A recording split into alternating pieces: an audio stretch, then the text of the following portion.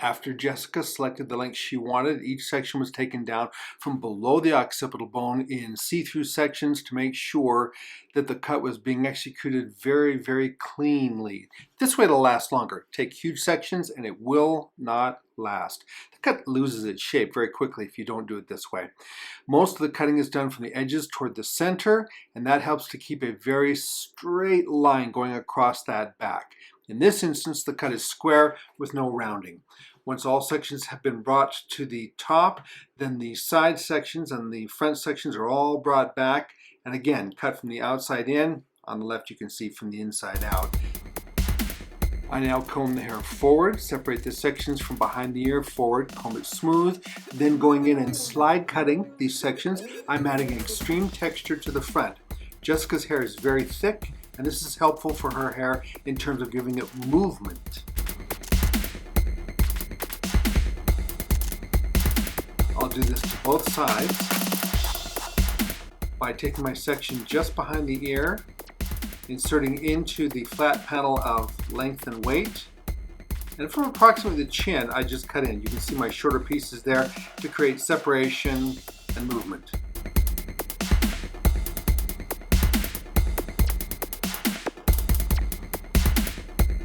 Moving to the crown, I will take a triangulated section that goes across from the top of each ear, just above the occipital bone, to the top of the crown, section that off, comb the back away from the shoulders, and then again, with slide cutting, I'm going to add texture and movement to the back.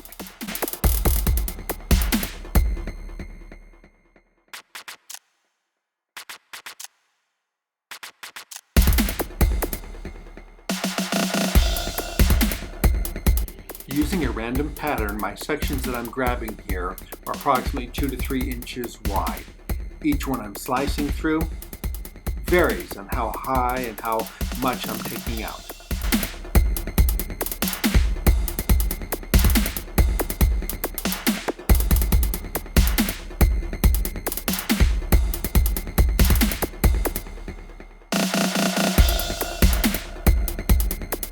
I'll then grab the section of hair, move it, see how it falls, and then if that's working the way I want it to, terrific, and we're going to move forward. If I want to make any changes, I'll just clean out my line again, refine my line with my comb, then go through and add anywhere that seems to need just a little bit more refinement. This is also a good opportunity for you to start adding your own detailing if you so desire.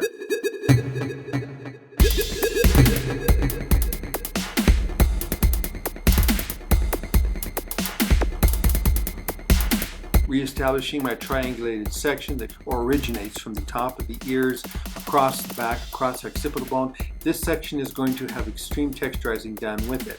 I'm using a Jaguar shear that's very, very aggressive, and then I take a very thin section. I come off the scalp by a good 4 inches, and then I add a great deal of texture to the crown. Each section is approximately about a half to a full inch thick, each parting it. I continue my way down until I have gotten to the bottom of my original triangulated section, and then I stop. If I want any texture from that point on, I'm going to switch to a Centric 1660 shear, which is very, very gentle and blends very nicely.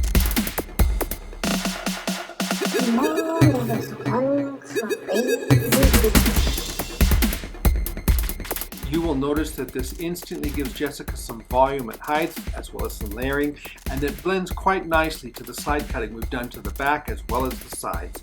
This gives her a great deal of movement in her hair, and her hair is so thick that if we didn't do this kind of thing, her hair really wouldn't move very much at all.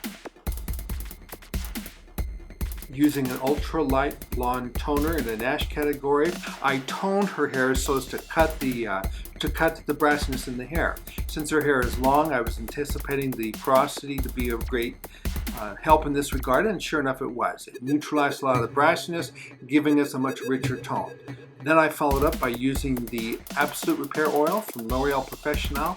I put it on my hands, then I approached the hair, applying the oil to the hair with my fingers, not the palm of my hands, and then as I go along I work it in more and more. From that point on, the blow dry consists of brushing it forward and blowing at the scalp. So as it starts to lift off the scalp and I switch to using my hand. Once I get to the back, I'm back with my vent brush and I'm pushing it forward. Now imagine if the hair were to be tangly or to pull, that this simply wouldn't work very well at all. The hair needs to be soft, and this oil works just terrific for this approach. As the hair is getting drier and drier, I take the crown area that I've texturized, I pull it straight on up, I give it a quick blow dry at the scalp, and that gives it or enhances the volume that I want to get from it. Also, notice how the tone of the color is coming out very rich, and when you see some of the highlighting here, which was brassy, you'll see it in the length, you'll now see that it's nice and cool, not too ash and definitely not brassy.